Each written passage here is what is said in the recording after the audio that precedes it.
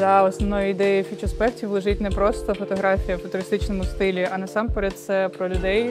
Основною ідеєю було зібрати фотографів, які вже сьогодні формують сучасність, формують культуру і, звісно, майбутнє.